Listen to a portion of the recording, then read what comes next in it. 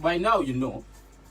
Chilema does not allow Hamza anywhere near social media, anywhere near a picture. Why? Anywhere, even WhatsApp, bamgamba WhatsApp tojua budde. Yagaana buli account ku Facebook. Dr.Hamza. Mfu. Rema yagambye stupid act. She's said that from the start actually. Yes. But Hamza is not on any social media. Wow. So account so he's opening up. He's opening up the account. Okubuza abantu gaya avuma mbuwo mutekera mnogamba mbu Hamza bichinga akudda. Oli yani agula account zezo. Nani? Big Daddy. Fabulous. No good wa Casanova. Oli yali alitanga radio. Ogamba Fabulous boba ko ali alitanga radio. Dennis. No, yes. But avera Casanova avera Peep My Life. Dennis Chengamba yaddawo ali. Avera okusalama lodi ku kile kikube kyambuka ku toto ze mulaba itaita. Yo nanyini wacho yafa no songa ompola.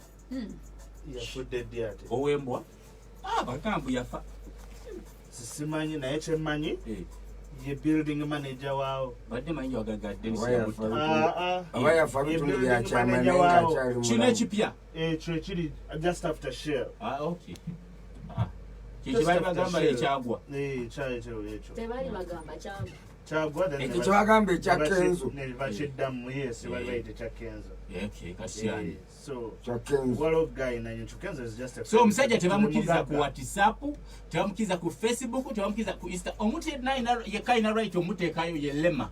Shegera.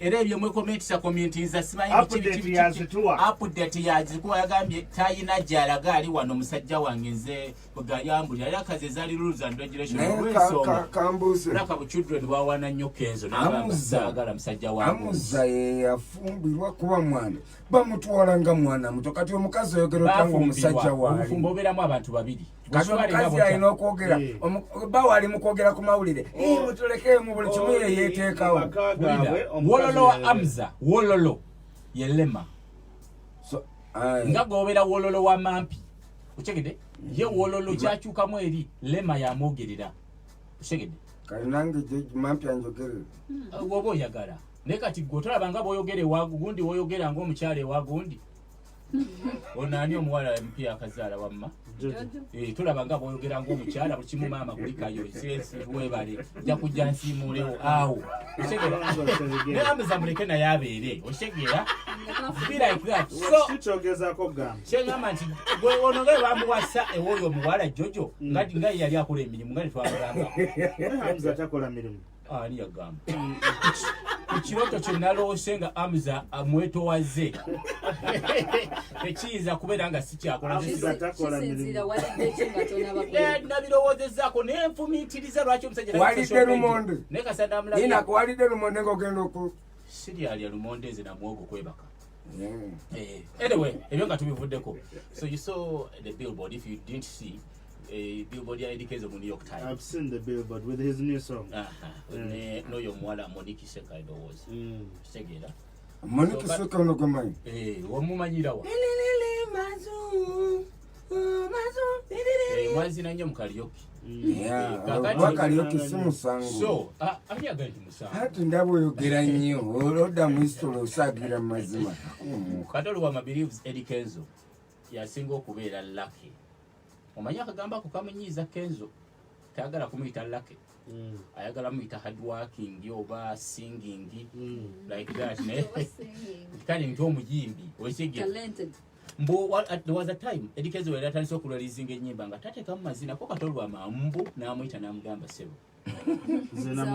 don't leave what is trading you amazina gazze mu remain on the course oshegera yes being billboard yongere mu New York wakati nga kifaananyi kinene nga kiriko Eddie Kenzo it's really a plus for Uganda okitegera or maybe for even East Africa I don't know if walondoza n'aba East Africans sesa uti sold ninga nge yagirabako ko kyekipande waitayo alabako billboard ibera ku Facebook Kenzo ngakoze nnyo kati wantakoze nnyo amuteekamu amajja ate majja Kenzo alina ekintu kimu kye yafuna bulungi waliwo ekintu kimu kye nkubuulira bw'otuuka n'oyita kajji n'ofunayo award emu eri major awards se European award ng'eri major nga bagimanyi se Grammy se MTV se eza award ezo ziri major mu music se Oscar ng'oli muzanyi wa film todda amantu emyaka egiddako 10 gyonna ne baba tolina luyimba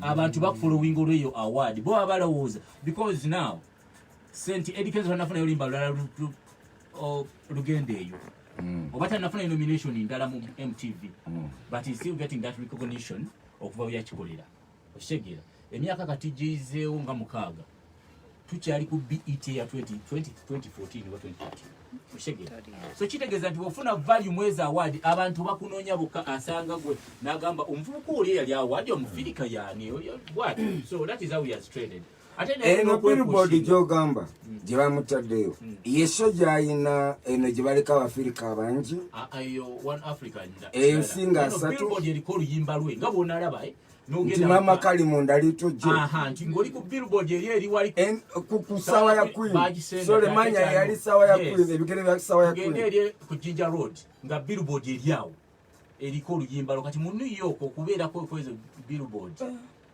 kubeera nga wakikubye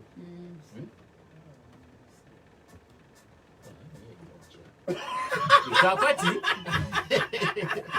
yeah kyekyo anyway what did you guys speak behind it? abadaga talina abakyala bangi babamutuukeyo konzi nedda maybe mama amalo yamwogerereyo bwebityokuka kati jojo nawe abawowe weekuŋŋaanya tobeera ku billboard bali ife abali wano ku Galaxy ate twe tulagawo bantu 5-6 ng'ogata ne DJ Albert yazannya obuyimba bwo walema kufaananyi ka Edikezo ne Ama. Yes, I did. This is so important. What is important? When you cry, and you cry with you, we must happy with you. You must happy with you. Wofuna ekifaananyi gamba mwebale nnyo okunwaniriza. Nafunye olukusa. Oba owayiriza Lema, vaayo tugambe nali muwayiriza, n'omwana bamumpa, omwana mulaba okusinga gwe ojase okuteekayo ebifaananyi. Oba yayingidde mu silent majority. Banangi. Wogera nono erinnya ly'omuntu amanyi ge wakozesezza ng'oyonoona gakomye wookola eki otereeze oba mba muteredde n'omuntu oyo amanyi ge wakozesa gamba nti twatedde n'amaalo mufuna mbuki mbujjuvu instead of just keeping quiet oshegera it is not good. It is important mukimanye nti kati kugamba fe aba team Lema omutima gwatuluma for Kenzo and you guys for better yes which guys oh the fans yes yeah I'm a fan of Kenzo but sometimes Lema so kiba important kubanga bambi ekintu ekyasiga okuluma abantu by the way team Kenzo is there access ku mwana oyo ng'agamba bamugana okulaba ki naye ng'omwana ndoza yagenze ku birthday ya munne ya mukulu we kati watuukidde ogenda ku wa mukulu we atalina mukulu w'emyaka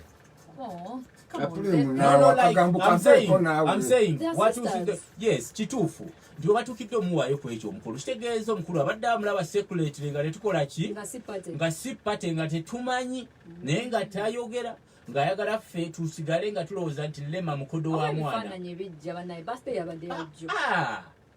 we yakitaddeyo yakoze atya tugambe nti bannange ensanyuse nnyo kale okay wandika post ekwata ku amaalo nti nsanyuse nnyo okulabako amaalo oluvannyuma lw'emyezi olimbe nga Lema awulira owulire post eddakaawo oluvannyuma lw'emyezi 6, 8, 10 oba okuvayo bamuwasa mu November kimanyi yali September Lema nno nabo baatulimba embaga ne scientific nayo yayitawo oshegera ne scientific atubadde bakola embaga naye kenyini yadde yagera ku mikolo gy'abanne naye embaga yabwe ne Hamza kuli kwali kukyuse yali embaga sebo batusuubiza embaga linda okukwali kwanjula ekwali kwanjula ekyo kwe kulabamu ebintu ebyo tulinda mbaga naye kati batusuubiza embaga ne beekwasa covid wuuna abaana bakoze embaga naye kenyini agiyimbyeko talina kyatugambye kati Kenzo wetondere Lema olw'omwana obutamukuwa tulina mugole tulina mugole pia pound gundi ya mtu